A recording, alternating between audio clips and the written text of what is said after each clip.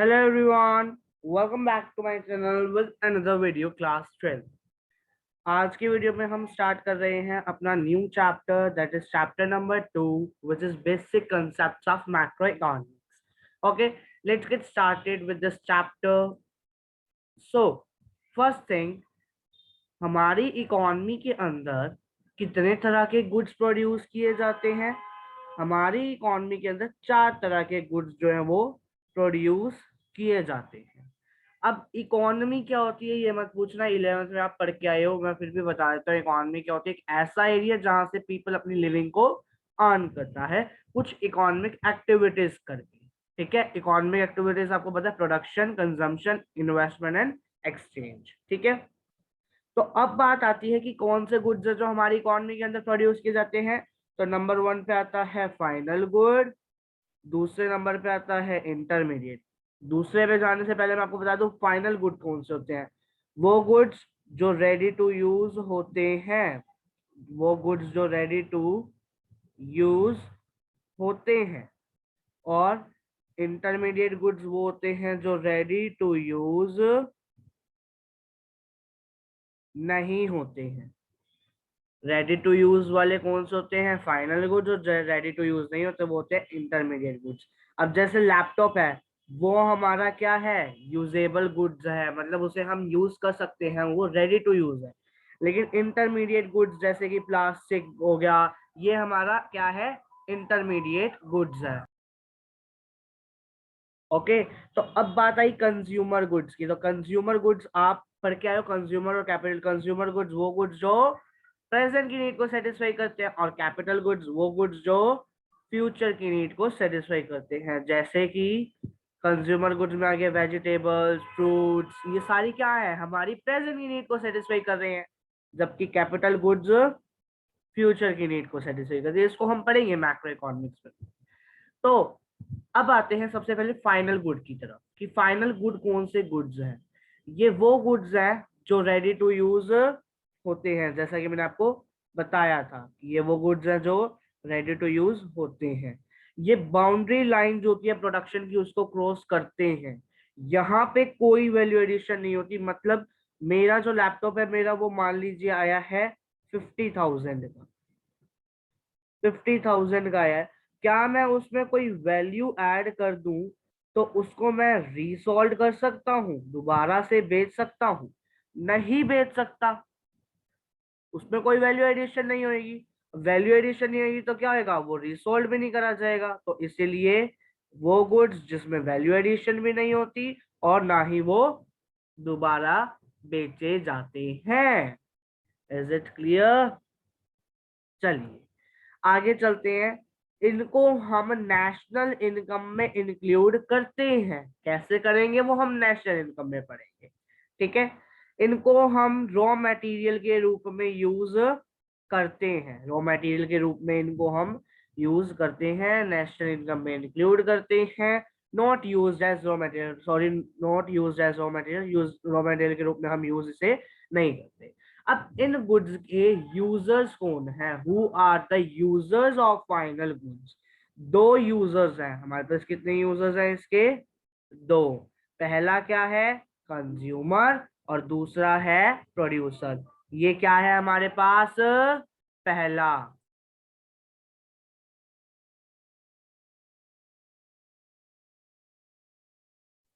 पहला क्या है हमारे पास? कंज्यूमर्स, और दूसरा क्या है हमारे पास?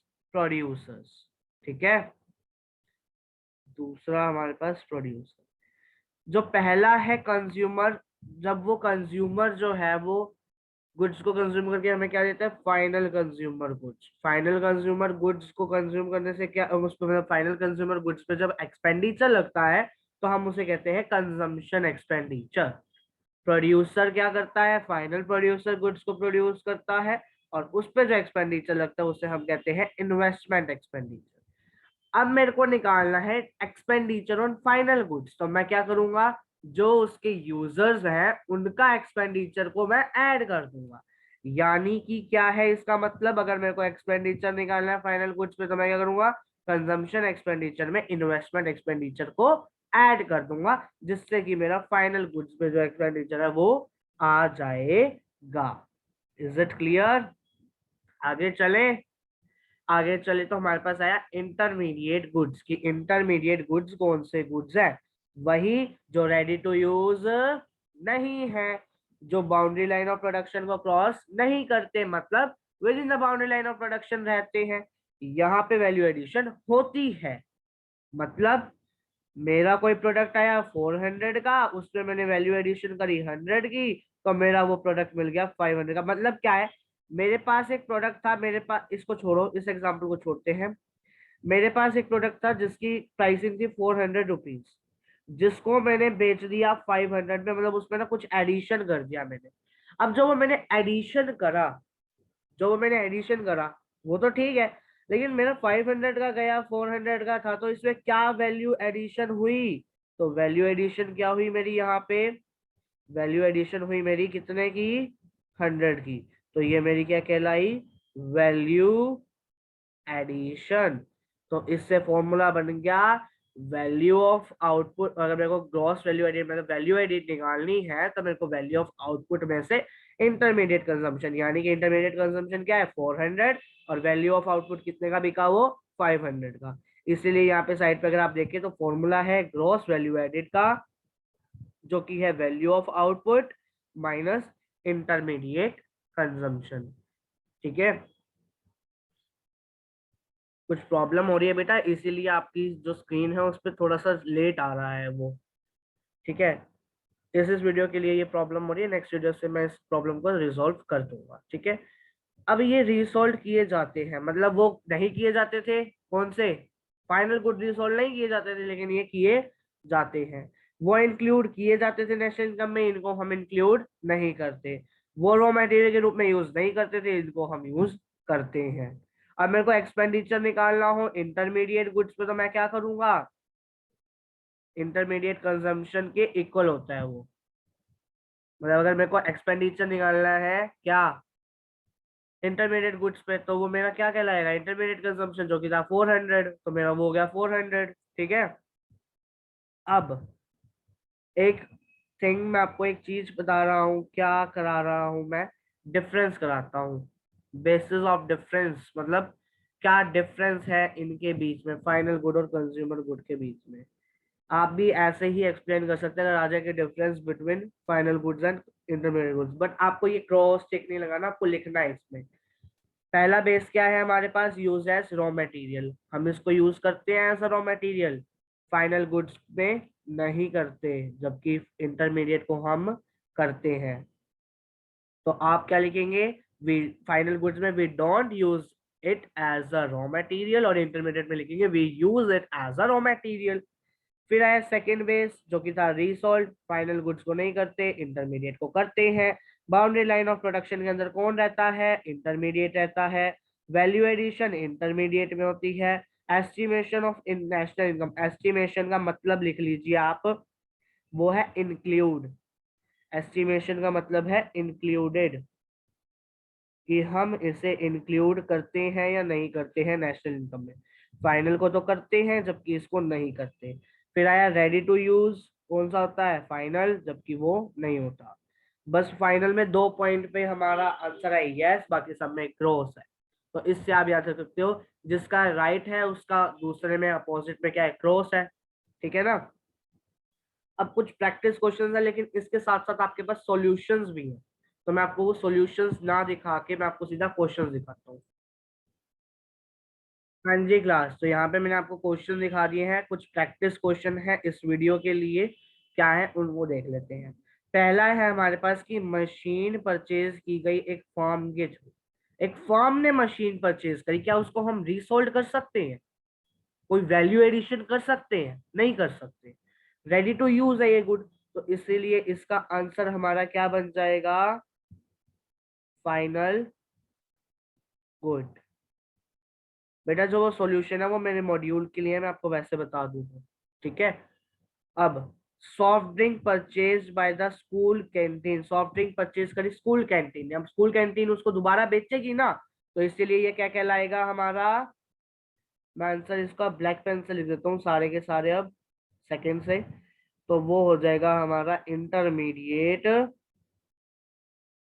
गुड, ठीक है, इंटरमीडिएट गुड।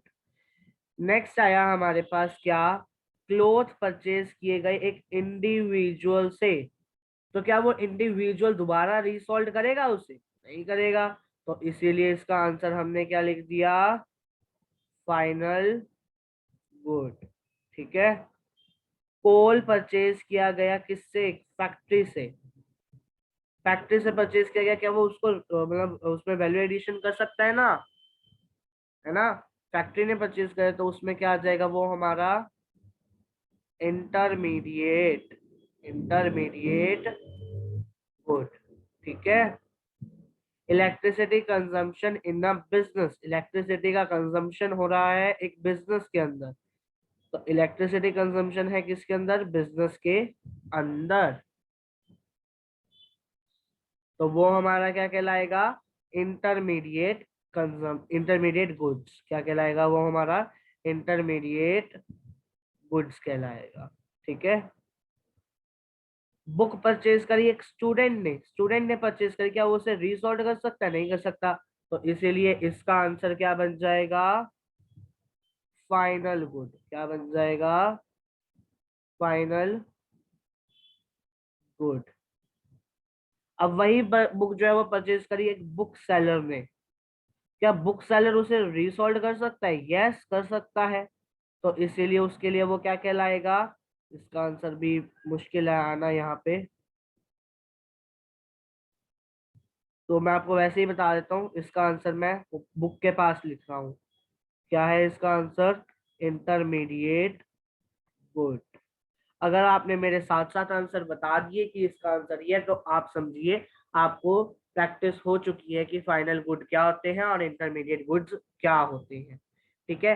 नेक्स्ट वीडियो होगी हमारे टाइप्स ऑफ फाइनल गुड्स के ऊपर, तो मिलते हैं आपसे जल्दी ही नेक्स्ट वीडियो में, तब तक के लिए bye bye, stay safe at your home, stay safe.